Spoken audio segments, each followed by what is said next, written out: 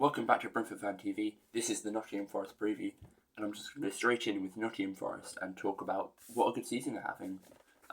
They're fourth in the league. They're on 28 points. They've just beaten Villa and United, and so it's all going really well for Forest. And as a Brentford fan and many other mid-table teams around us, we can all say we're jealous of Nottingham Forest right now, because in our minds it's like they're not that much better than us. We've got a better manager. We think. We've got a better squad, but they're doing really well, aren't they? And so all I can really do is take my hat off to Nottingham Forest, and hopefully we can get the win over them, because it would be so frustrating to get our first loss at home this season to Nottingham Forest, because that would further propel them into the top four. We'd fall behind as well, because I believe there's about 6 points in it from 12th to 4th place, and we're currently 11th, so a win would be massive and we'd go up to about 6th place.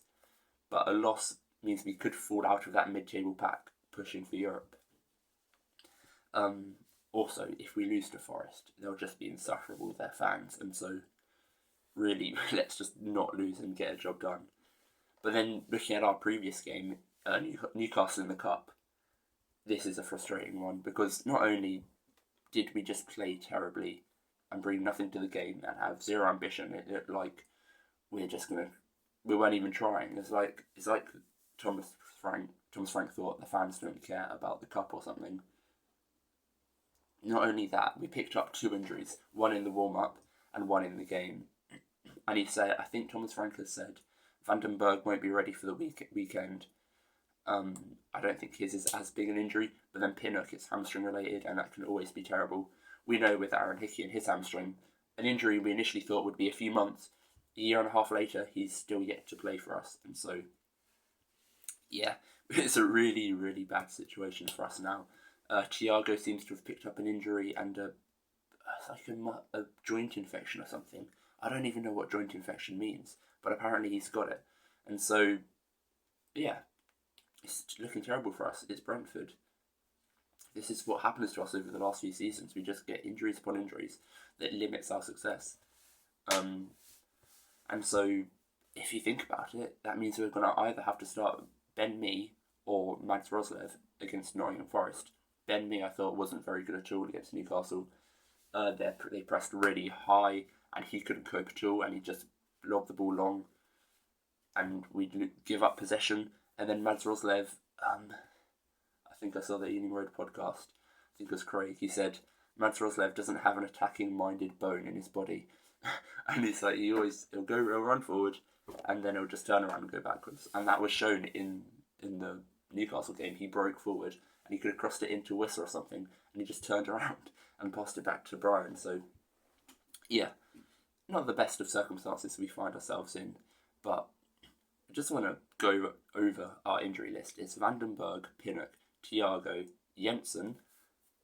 Just quickly on Jensen. I don't even know what happened to him. He got injured in the game, and I feel like we never got that much information on him.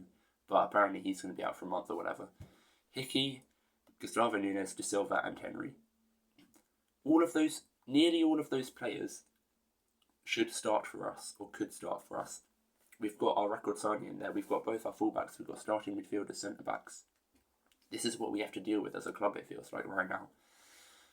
But yeah, I just want to talk quickly about the Newcastle game. We brought hardly anything until the second half of the second half of the second half when Damsgaard came on. And then the Chelsea game, we brought nothing until the second half.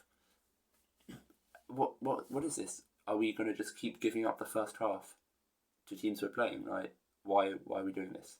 Why can't we just go out from the start and compete from the start? I know we did this in a lot of away games earlier in the season, for example against Man City, United, and we lost the lead. But, come on, it's really for the fans who are travelling every week. They're not travelling to see us give up the first half and try and get a result in the second half. They're travelling to see us compete for the entire 90 minutes. But with that being said, I'm going to go into the predicted 11. So, in goal, Flecken. Now, in defence, I've gone with Ayer, Collins, Mee, and Keenos Potter. And, yeah, it's not ideal. Ayer right back, Collins centre back, that's alright. I don't mind that at all. It's Ben Mee left centre back. I just hope he can find his feet. and he can find a bit of sharpness and get up to match pace, because he wasn't good enough against Newcastle for me. Left back, Keno's Potter. He's been brilliant for us at left back. So hopefully he can continue his form. And then the midfield's a good one. Janelt, Norgard, Damsgaard. I would say I'm not too sure on Norgard, because Thomas Frank, he was left out of the midweek game completely. Thomas Frank said he was just being rested, but people are speculating that he's injured, so hopefully he's not, because we know how much better we are with him. Like, people were questioning him recently, but we're so much better with Norgard, and it's evident in games when he's not there. And then a front three of Mbeumo, Wissa, Sharda. And yeah, hopefully it would all be fine, and hopefully Wissa will have the match fitness, having played 90 minutes midweek. So yeah, because we're playing 3 games in 6 days, which is difficult. But yeah, that's my predicted 11. I think it's not ideal defensively, but we're going to have to make do. It will leave us very thin on the bench. We're going to be looking for players like... We'll have Carvalho on the bench probably, that'll be good. But other than that, we're looking at players like Magoma, Roslev, and I can't even think of another attacking player who'd be on the bench.